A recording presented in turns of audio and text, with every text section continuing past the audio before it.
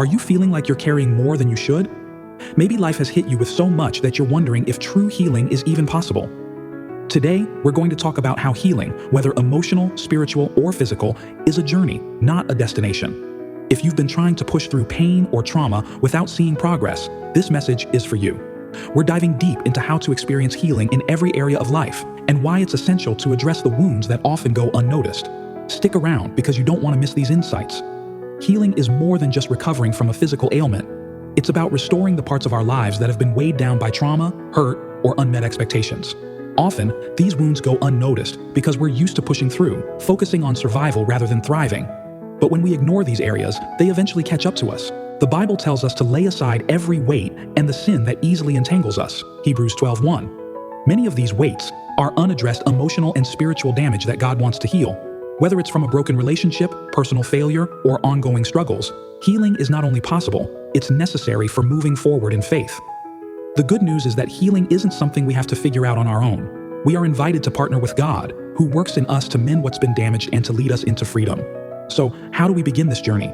It all starts with honesty and faith. The first step to healing is recognizing and admitting that we are carrying damage. This might sound simple, but for many of us, it's the hardest step. We're conditioned to say, "I'm fine," even when we're not. But the reality is, unless we confront the areas in our lives that are wounded, we can never fully heal. The Bible emphasizes the importance of truth in our lives. Jesus said in John 8:32, "You will know the truth, and the truth will set you free." But truth doesn't just apply to theological understanding.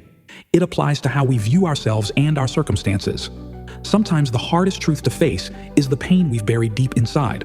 Whether it's past trauma, ongoing struggles, or unresolved issues in our relationships, God's desire is to bring healing to those hidden places. A powerful example of this is the story of the woman who had been bleeding for 12 years. Her condition wasn't just physical, it isolated her from her community, brought her shame, and made her feel invisible. But she reached out to Jesus, and in that moment, she was healed. It wasn't just the act of touching Jesus that healed her, but her faith and honesty in seeking healing. Matthew 9:20-22. If we want healing in our lives, it starts by acknowledging where we're broken. It's not about blaming ourselves or others, but about opening the door for God's grace to work. We can't heal what we won't admit is damaged. Faith plays a crucial role in the healing process. Healing, whether emotional or physical, is something we may not see immediately. It requires faith to believe that even though things seem unchanged, God is at work.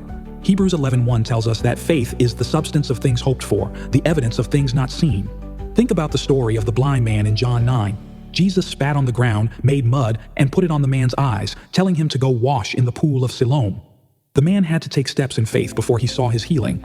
Sometimes, healing requires us to act in faith even when we don't feel any different yet. That's the kind of faith we need today. A faith that believes God is working in our lives even when we don't see the results right away. Many of us wait for everything to be perfect before stepping out in faith, but healing often begins when we trust God in the middle of our struggles. Healing doesn't mean that the process is easy or immediate. It takes time, and faith is what helps us hold on through that process. Remember, it's not the size of your faith that matters, but where you place it.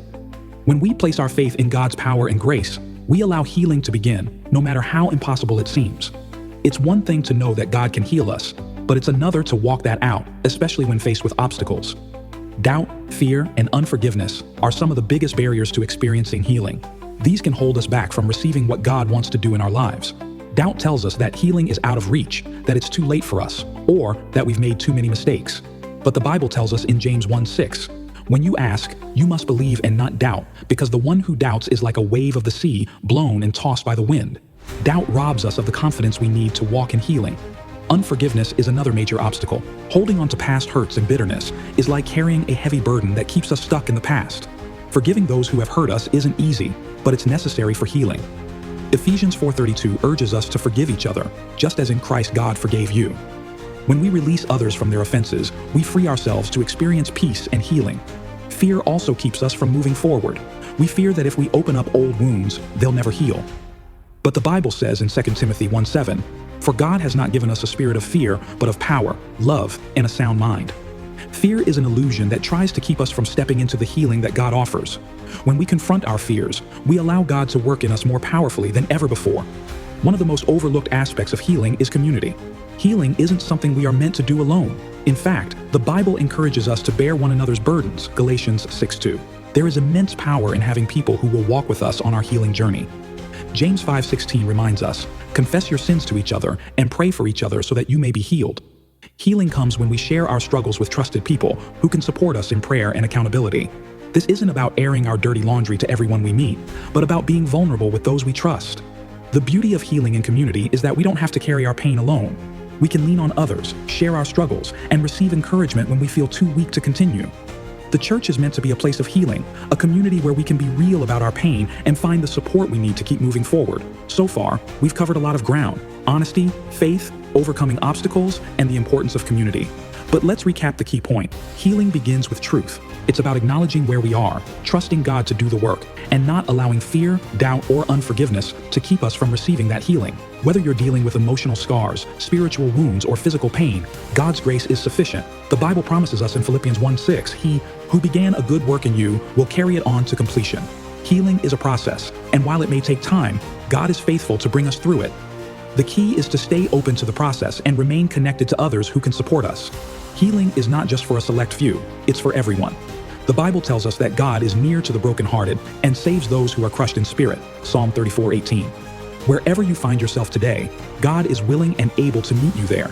Healing begins when we allow God to touch those parts of our hearts that we've hidden or protected for so long. Whether it's past trauma, current struggles, or ongoing challenges, God's grace covers it all. But healing isn't the end, it's the beginning of a new chapter. Once you experience healing, you're able to help others on their journey too. Your healing becomes a testimony to others, showing that what God has done in your life, He can do for them as well. If today's message resonated with you, take the next step. Healing starts when we invite God into our brokenness. Ask Him to show you the areas in your life that need His touch, and take a step of faith. Whether that means confronting fear, extending forgiveness, or seeking support from others, don't let this moment pass without moving forward. If this content has been helpful to you, make sure to hit the like button and subscribe to the channel for more messages that inspire, challenge, and equip you. Drop a comment below about what area of healing you're believing for and share this message with someone who might need it. Remember, healing is possible, and it begins today. Stay connected, stay encouraged, and go out and live transformed.